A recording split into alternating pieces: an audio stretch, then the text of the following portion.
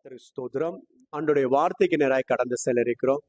இந்த மாதம் முழுவதும் ஆண்டவர் நம்மளை பாதுகாத்து நடத்தி வந்தாங்க. இந்த மாதத்தின் கடைசி இந்த 31ஆம் தேதி நம்ம நிற்கிறோம். சங்கீதங்களின் புத்தகம் 30வது சங்கீதம் 11வது வசனம் சொல்லுகிறது, என் புலம்பலை ஆனந்த களிப்பாக மாற பண்ணினேன், என் மகிமை அமர்ந்திராமல் நான் கீர்த்தனம் பண்ணும்படியாக நீர் என் ரட்டை களைத்து போட்டு மகிழ்ச்சி என்னும் கட்டினால் என்னை இடை கட்டினேன். எனக்கு அன்பான தேவனுடைய ஜனமே, இந்த மாதத்தின் இந்த 31ஆம் தேதி ஆண்டுடைய வார்த்தை சொல்லுகிறது, உன் புலம்பலை ஆண்டவர் களிப்பாய் மாற பண்ணுகிற தேவன். ஒரு அலையில சொல்லுவோமா? இந்த புலம்பல் அப்படிங்கிறத வேதம் சொல்லுகிறது, சில சமயங்கள்ல தேவ ஜனங்களுடைய வாழ்க்கையில பாவத்தினாலோ உபத்திரவத்தினாலோ ஆவிக்குரிய சீர்கேடுகளினாலோ அல்லது சாத்தானின் சோதனைகளினாலோ தேவனுடைய முகம் மறைக்கப்படும் போது புலம்பல், துக்கம் அப்படின்னு உண்டாகிறது.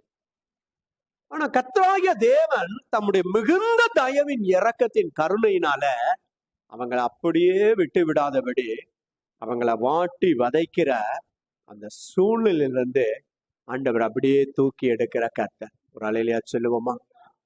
அப்போ இன்றைக்கும் இந்த கர்த்தருடைய வார்த்தையை கேட்டுக்கொண்டிருக்கிற உன்னுடைய வாழ்க்கையில அந்த கடும் புலம்பல் அப்படின்னு அதனுடைய மொழிபெயர்ப்பு சொல்லுகிறது, அல்லது விம்மல் அப்படின்னு சொல்லப்பட்டிருக்கிறது, அல்லது உரத்த அழுகை அப்படின்னு சொல்லப்பட்டிருக்கிறது. இந்த புலம்பல் எப்படிப்பட்டதா இருந்தாலும் எந்த சூழ்நிலையிலிருந்து உனக்குள்ள இன்னைக்கு வந்து மனதளவுல நெருக்கம் உண்டாக்கி கொண்டிருக்கிறது. ஆண்டவர் சொல்றாங்க, மனதளவுல நீ எங்கெங்கெல்லாம் நெருக்கப்பட்டு புலம்பிக் கொண்டிருக்கிறாயோ அந்த புலம்பலுக்கு ஆண்டவர் இன்றைக்கு முடிவு உண்டாக்கி அதை ஆனந்த களிப்பாய் மாற பண்ணுகிற தேவன். ஒரு அலையிலையா சொல்லுவோமா? வேதம் சொல்லுகிறது பாருங்க, யோபுனுடைய வாழ்க்கையில யோபு புத்தகம் 3 அதிகாரம் 1 முதல் 11 வசனங்கள் வீட்டுல போய் வாசித்து பாருங்க. மனதளவுல அவர் நெருக்கப்பட்டாராம். ஒரு மனுஷன் மனதளவுல நெருக்கப்படும் போது, நான் ஏன் இந்த உலகத்துல பிறந்தேன், நான் எதற்காக இந்த உலகத்துல பிறந்தேன், அந்த பிறந்த நாளை வெறுப்பானா, தான் பிறந்த வீட்டை வெறுப்பானா, தான் பிறந்த நிலைமையை வெறுப்பானா. அதுக்கு பேருதான் புலம்பல். 1 ராஜாக்கள் 19 அதிகாரம் 4வது வசனத்துல வாசித்து பார்த்தீங்கன்னா, வல்லமையுள்ள தேவனால் அக்கினியா பயன்படுத்தப்பட்ட எலியா தீர்க்கதரிசியினுடைய வாழ்க்கையில கூட இந்த புலம்பல் வந்த போது, ஒரு பெண்ணினுடைய வார்த்தை, ஒரு அதிகாரத்தின் வார்த்தை வந்த போது அவர் மனதளவுல அப்படியே நெருக்கப்பட்டு, போதும் கர்த்தாவே, என் ஜீவனை எடுத்து போடும், நான் அந்த உலகத்துல நல்லவன் அல்ல அப்படின்னு புலம்பக்கூடிய ஒரு நிலைமை. எரேமியாவினுடைய வாழ்க்கையில பாருங்க, தேவனால் மகிமையாய் பயன்படுத்தப்பட்ட ஒரு தீர்க்கதரிசி, சிறு வயதிலிருந்தே கர்த்தருடைய வார்த்தையை பெற்றுக்கொண்டவர், கர்த்தருடைய வார்த்தையை தேசங்களுக்கு, அந்த நாட்டுக்கே கொண்டு போய் அநேக ஜனங்களை கலங்க பண்ணின ஒரு தீர்க்கதரிசி. எரேமியா 20 அதிகாரம் 14 முதல் 18 வசனத்தை வாசித்து பாருங்க. எரேமியனுடைய வாழ்க்கையில இந்த புலம்பல் வந்த போது, தான் ஏன் இந்த நாளை பிறந்த அப்படின்னு அந்த நாளை வெறுத்தாராம், அந்த நாளை சபித்தாராம். சங்கீதக்காரனாகிய தாவீதுனுடைய வாழ்க்கையில கூட அப்படிப்பட்ட புலம்பல் வரும்போது 3வது சங்கீதம், 6வது சங்கீதம், 42வது சங்கீதத்தெல்லாம் அவர் எழுதினார் என்று சொல்லப்பட்டிருக்கிறது. ஆகவேதான் அவர் சொன்னாரு, என் ஆத்துமாவே ஏன் என்னைக்குள் கலங்குகிறாய், ஏன் எனக்குள் திகங்குகிறாய் அப்படின்னு சொன்னார். இந்த புலம்பல் ஆத்துமாவில நெருக்கத்தை உண்டாக்கி அந்த மனுஷனை குற்றுயிராக்கி போட்டு விடுகிறது. வேத புத்தகத்துல கூட ரொம்ப அழகா சொல்லப்பட்டிருக்குது பாருங்க. இஸ்ரவேல் ஜனங்கள் எகிப்திலிருந்து புறப்பட்டு அவர்கள் பிரயாணப்பட்டு வரும்போது, இந்த யாத்திராகமம் 14 அதிகாரத்துல பாத்தீங்கன்னா 10 முதல் 12 வசனம் அந்த இஸ்ரவேல் ஜனங்களுடைய புலம்பல்னு சொல்லப்பட்டிருக்கிறது. அந்த எகிப்தின் இராணுவத்தை பார்த்து, எகிப்தின் படை பின் தொடர்வதை பார்த்து அவர்கள் மோசேயின் இடத்துல சொன்னாங்க, எகிப்திலுக்கு எங்களுக்கு கல்லறை இல்லை என்று இங்க கொண்டு வந்த, எகிப்தில் எங்களுக்கு பிரேத குழி இல்லை என்றா இங்க கொண்டு வந்த, இந்த வனாந்தரத்தை நாங்க சத்து மடிவதற்காக கொண்டு வந்த அப்படின்னு சொல்லி அவர்களுடைய புலம்பல். ஆனா அந்த புலம்பலின் நேரங்கள்ல ஆண்டவருடைய வார்த்தை அவங்களுக்கு கடந்து வந்தது. அந்த புலம்பலின் வேலையில ஒரு மனுஷனுக்கு தேவை கர்த்தருடைய வார்த்தைங்க. யாத்ராகமம் 14 அதிகாரம் 13வது வசனம் ரொம்ப நேர்த்தியா சொல்லுது பாருங்க. வாசிக்க கேட்போம். யாத்ராகம புத்தகம் 14 அதிகாரம் 13வது வசனம். அப்பொழுது மோசே ஜனங்களை நோக்கி, பயப்படாதிருங்கள், நீங்கள் நின்று கொண்டு இன்றைக்கு கர்த்தர் உங்களுக்கு செய்யும் ரட்சிப்பை பாருங்கள். போதும், ஒரு அலையிலேயே சொல்லுவோமா? அப்ப இந்த வார்த்தையை கேட்டுக்கொண்டிருக்கிற உன்னுடைய வாழ்க்கையில ஒருவேளை எந்த சூழ்நிலையில எந்த நிலைமையில புலம்பல் இருந்து கொண்டிருக்கிறதோ, இன்றைக்கு ஆண்டவர் அந்த புலம்பலுக்கு முடிவுண்டாக்கி உன்னை களிப்பாய் மாறும்படி, ஒரு நடனமாடத்தக்கதாய், சந்தோஷப்படத்தக்கதாய் ஆண்டவர் ஒரு விடுதலை உன் வாழ்க்கையில, உன் குடும்பத்துல, உன் ஜீவியத்துல இன்றைக்கு அனுப்புகிறாங்க. ஒரு அலையிலையா சொல்லுவோமா? அப்ப பாருங்க, அங்க ஆண்டவருடைய வார்த்தை வந்துச்சு, பயப்படாதிருங்க, நீங்க நின்று கொண்டு கர்த்தர் இன்றைக்கு உங்களுக்கு செய்யும் ரட்சிப்பு. அதனுடைய அர்த்தத்துல சொல்லுகிறது, ஆண்டவர் இன்றைக்கு உங்களுக்கு செய்யக்கூடிய மகிமையான காரியங்களை நீங்க பார்க்க போறீங்க. ஒரு அலையில சொல்லுவோமா? அப்ப இந்த புலம்பல் மாறப்படும் போது ஆண்டவர் மகிமையான காரியங்களை செய்கிறார். கர்த்தர் உங்களுக்காக யுத்தம் பண்ணுகிற தேவன். அப்ப அந்த மகிமையான காரியம் என்னன்னா, அதனுடைய தொடர்ச்சி அழகா சொல்லுது பாருங்க. நீங்கள் இன்றைக்கு காண்கிற எகிப்தியரை இனி என்றைக்கும் காண்பதில்லை. ஒரு அலையிலையா சொல்லுவோமா? சத்தமா ஒரு அலையிலையா சொல்லுங்க. கவனிக்கீங்களா? அப்போ உன்னுடைய புலம்பல் ஆண்டவர் எப்படி மாற்ற போகிறார்? எந்த சத்துருவின் மூலமா, எந்த மனுஷன் மூலமா, எந்த சூழ்நிலை மூலமா உன் வாழ்க்கையில, உன் தொழில, உன் பிசினஸ்ல, உன் வேலை ஸ்தலத்துல, உன் பிள்ளைகள் மத்தியில நீ புலம்பிக் கொண்டு இருக்கிறாயோ, அந்த புலம்பலை உண்டாக்குன சத்துருவ இன்னைக்கு இப்ப இந்த வார்த்தையை கேட்டுக்கொண்டிருக்கும் போது நீ பார்க்கலாம். ஆனா இனி நீ நினைச்சா கூட அந்த சத்துருவை பார்க்க முடியாது. கர்த்தர் உனக்காக யுத்தம் பண்ணி உனக்கு ஒரு ஆனந்த களிப்பை தருகிற தேவன். ஒரு அலையில சொல்லுவோமா? ஒரு அலையில சொல்லுவோமா? யாத்திராகமம் 14 அதிகாரம் 27வது வசனத்தின் கடைசி வரிய பாருங்க. ரொம்ப அழகா சொல்லப்பட்டிருக்கோ, கர்த்தர் அவர்களை கடலின் நடுவில கவிழ்த்து போட்டார். ஒரு அலையில சொல்லுவோமா? என்ன செஞ்சாரோ? கர்த்தர் அந்த சத்துரு எந்த பாதையில பின்தொடர்ந்து வந்தானோ, எந்த இடத்துல ஆண்டவர் தமது ஜனங்களுக்கு வழின்னு உண்டாக்கினாரோ, அந்த இடத்துல உனக்கு பின்னாடி வந்திருக்கிற சத்துருவ கர்த்தர் கவிழ்த்து போடுகிற தேவன். ஒரு அலையில சொல்லுவோமா? அப்ப ஒன்று, இன்றைக்கு உன் வாழ்க்கை இருக்கிற புலம்ப இன்றோடு கர்த்தர் முடிவுண்டாக்குகிறார். இனி நீ அதை காண்பதில்லை. அடுத்து சொல்லுகிறது பாருங்க, உன்னை பின்தொடர்ந்து வந்து உன்னை வேதனைப்படுத்தி, பாழ்படுத்தி, புலம்ப பண்ணி, கண்ணீர் விட செய்து, துயரப்பட செய்து, சத்தம் போட்டு அழுக வைக்கிற, விம்ம வைக்கிற அந்த சத்துருவ கர்த்தர் என்ன செய்கிறாரு? எந்த இடத்துல உன்னை பின்தொடர்ந்து வர்றானோ அதே இடத்துல முற்றிலும் கவிழ்த்து போடுகிற தேவன். ஒரு அலையில சொல்லுவோமா? ஒரு அலையில சொல்லுவோமா? அப்ப அந்த கவிழ்த்து போடும்போது யாத்திராகமம் 15 அதிகாரம் 1வது வசனம் 21வது வசனத்தை வாசிங்க. ரொம்ப அழகா சொல்லுது பாருங்க. வாசிங்க. யாத்திராகமம் 15 அதிகாரம் 1வது வசனம் 21வது வசனம். அப்பொழுது மோசேயும் இஸ்ரவேல் புத்திரரும் கர்த்தரை புகழ்ந்து பாடின பாட்டு, கர்த்தரை பாடுவேன், அவர் மகிமையா வெற்றி சிறந்தார், குதிரையும் குதிரை வீரனையும் கடலிலே தள்ளி போட்டார். ஒரு அலையில சொல்லுவோமா? சத்தமா ஒரு அலையில சொல்லுவோமா? அப்ப நல்லா கவனிங்க.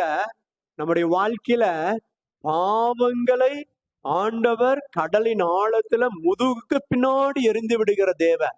அத மாத்திரமல்ல, உன்னை புலம்ப பண்ணுகிற, உன்னை துயரப்பட வைக்கிற, உன் முன்னேற்றத்தை தடை செய்கிற அந்த சத்துருவ ஆண்டவர் கடலில அழித்து போட்டார். ஒரு அலையில சொல்லுவோமா?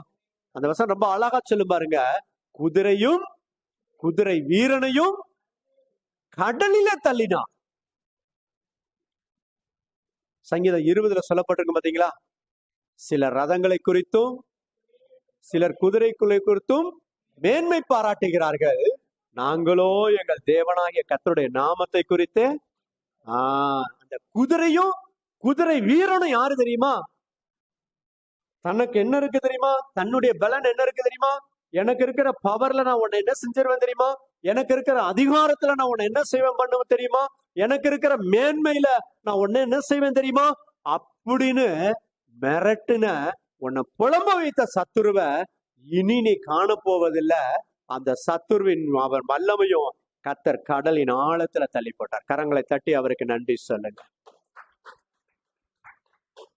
அப்ப நல்லா கவனிங்க, வேதம் சொல்லுகிறது. அப்ப இதை நீங்களும் நானும் எப்படி பெற்றுக்கொள்ளலாம் அப்படின்னா, ஒன்று நீங்க விசுவாசிங்க. எதை விசுவாசிக்கணும்?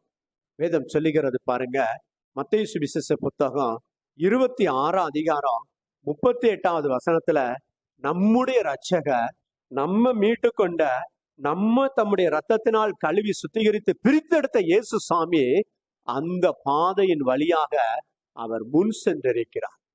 அவர் மனதளவுல நெருக்கப்பட்டாராம். மனதளவுல இன்றைக்கு நீ எந்த அளவுக்கு புலம்பிக் கொண்டிருக்கிற அந்த சூழ்நிலைக்கு அவர் கடந்து போனாராம்.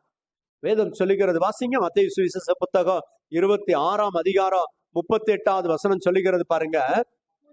அப்பொழுது அவர், என் ஆத்துமா மரணத்துக்கு எதுவான துக்கம் கொண்டிருக்கிறது, நீங்கள் இங்க தங்கிரு.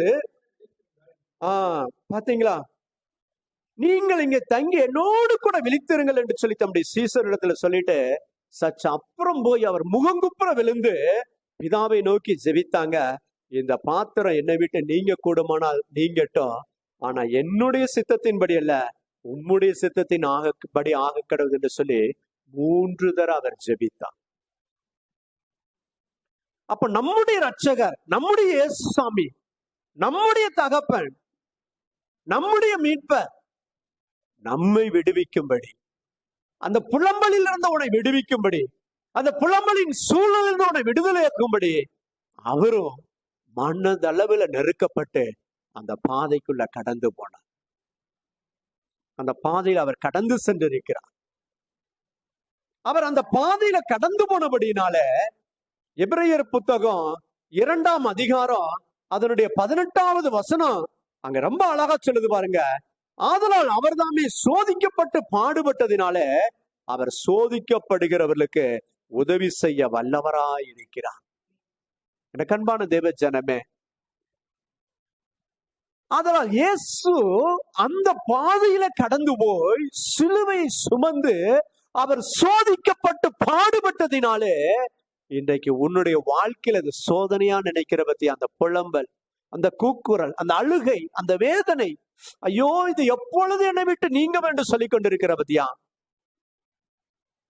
அந்த சோதிக்கப்படுகிற உனக்கு உதவி செய்யக்கூடிய வல்லமை இயேசு சாமிகிட்ட இருக்கு. ஒரு அலையில சொல்லுவோமா? அப்ப அதை நீங்கள் நானும் விசுவாசிக்க வேண்டும். இயேசு எனக்காக அவர் அந்த பாதையில கடந்து போயிருக்கிறார். நான் அதுல கடந்து செல்ல வேண்டியதில்லை.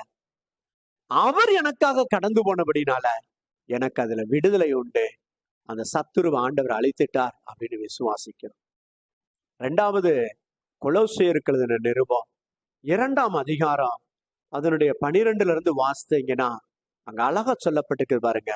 ஞானஸ்நானத்தினாலே அவரோட கூட அடக்கம் பண்ணப்பட்டவராகும், அதிலே அவரை மரித்தோர்ந்து எழுப்பின தேவனுடைய செயலின் மேல விசுவாசத்தினால அவரோடு கூட எழுந்தருளாக நீங்க இருக்கிறீங்க. ஒரு அலையில சொல்லுவோமா? அப்ப அவரோடு கூட நம்ம உயிர் தெழுந்து இருக்கிறோம், மீட்கப்பட்டு இருக்கிறோம், ஜீவனாய் நம்மளை நிரப்பி இருக்கிறாங்க.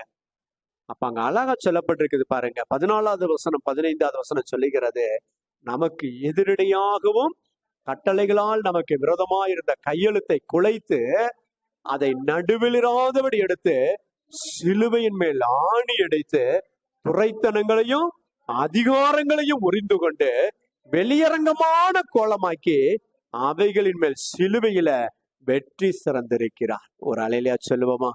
அப்ப இயேசு சாமி, நீ இன்றைக்கு என்னென்ன மனது அளவுல நெருக்கம், புலம்பல், வேதனை, கண்ணீர் அனுபவித்துக் கொண்டு போதும் ஆண்டவரே அப்படின்னு சொல்ற நிலைமையில இருக்க பத்தியா, அந்த பாதையில அவர் கடந்து வந்தபடினால அவர் அதெல்லாம் எடுத்து நமக்கு எதிரடையா இருக்கிற கட்டளைகளையும் நமக்கு விரதமா இருந்த கையெழுத்தையும் குலைத்து அதை நடுவிலிராதபடி எடுத்து சிலுவையில் ஆணி அடித்து விட்டார். நம்புறீங்களா? விசுவாசிக்கிறீங்களா? உன்னுடைய புலம்பல், உன்னுடைய விம்மல், உன்னுடைய உரத்த அழுகை போதும் ஆண்டவரே அப்படிங்கிற சொல்ற அந்த நிலைமைய அவர் 2000 வருஷத்துக்கு முன்னாடி சிலுவையில ஆணி அடித்து விட்டார். அதுக்கடுத்து தொடர் சொல்லி பாருங்க, துரைத்தனங்களையும் அதிகாரங்களையும் உறிந்து கொண்டு வெளியரங்கமான கோலமாக்கி. கவனிக்கீங்களா? உன்னை வேதனைப்படுத்துகிற, உன்னை பலவீனப்படுத்துகிற, உனக்கு வியாதியை கொண்டு வருகிற, உனக்கு தரித்திரத்தையும் கஷ்டத்தையும் வேதனையும் சஞ்சலத்தையும் தவிப்பையும் உண்டாக்குகிற அந்த சகல சத்துருவின் துரத்தனத்தையும் அதிகாரத்தையும் அவர் உறிந்து கொண்டு சிலுவையில ஆணி அடித்து காலின் கீழ் போட்டு மிதித்து நசுக்கி ஆண்டவர் சிலுவையில வெற்றி சிறந்துட்டாங்க. ரலையில சொல்லுவோமா? இப்ப அந்த சிலுவையின் வெற்றி உனக்கும் உன் குடும்பத்துக்கும் உன் சந்ததிக்கு அது சொந்தம், உன் தலைமுறைக்கு அது சொந்தம். ஆகவே அவர் சொல்லுகிறார், உன் புலம்பல அவர் ஆனந்த களிப்பாய் மாற பண்ணி அவரை பாடி துதிக்கத்தக்கதாய் அவர் உயர்த்துகிற கர்த்தர். அவர் உன்னதமான தேவன். சங்கீதம் 71 வாசித்து பாருங்க. அவர் உன்னதமான தேவன், அவர் நீதியுள்ள தேவன், அவர் பெரிதானவைகளை செய்கிற கர்த்தர்.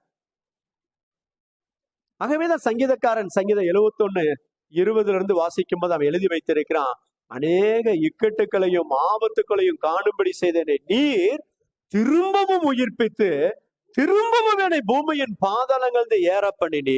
ஒரு அலையில சொல்லுவோமா? அவ்வளவுதான் நிலைமை, அவ்வளவுதான் சூழ்நிலை, போதும் அப்படிங்கிற அந்த நிலைமை, ஓம் விருப்பம், ஓம் புலம்பல். ஆனா ஆண்டவர் அந்த நிலைமையிலிருந்து உன்னை தூக்கி எடுத்து அதுக்கு தொடை சொல்லுவாங்க, என் மேன்மையை பெருக பண்ணி என்னை மறுபடியும் தேற்றுகிற கர்த்தர். ஒரு அலையில சொல்லுவோமா? அவர் ஜீவனுள்ள தேவன். அவர் சொல்லுகிறார், நான் உன் வலது கையை பிடித்து உனக்கு துணை செய்கிறேன்னு சொல்லுகிற கர்த்தர். உலகத்தின் முடிவு இருந்த சகல நாட்கள் நான் உன்னோடு கூட இருக்கிறேன்னு சொல்கிற கர்த்தர். இப்ப விசுவாசிக்கீங்களா? உன் புலம்பல இந்த 31ஆம் தேதி ஆண்டவர் புலம்பல மாற்றி உன் ஆனந்த களிப்பினால் நிரப்பி, உன் துக்க வஸ்திரத்தை மாற்றி மகிழ்ச்சி எனும் கட்டினால் உன்னை இடை கட்டி உன்னை சந்தோஷத்தையும் மகிழ்ச்சியும் காண பண்ணுகிற தேவன். அப்படிப்பட்ட ஆசீர்வாதத்தால், அப்படிப்பட்ட கிருபையினால கர்த்தர் இந்த வார்த்தையை கேட்டுக்கொண்டிருக்கிற உங்களையும் உங்க குடும்பத்தையும் உங்களுக்கு உண்டான எல்லாவற்றையும் கர்த்தர் நிரப்பி ஆசீர்வதிப்பாராக. நாம் தேவ கரத்தில் அர்ப்பணித்து ஜெபிப்போம். கர்த்தர் நம்மை ஆசீர்வதிப்பாராக. ஆமென். கர்த்தருக்கு ஸ்தோத்திரம்.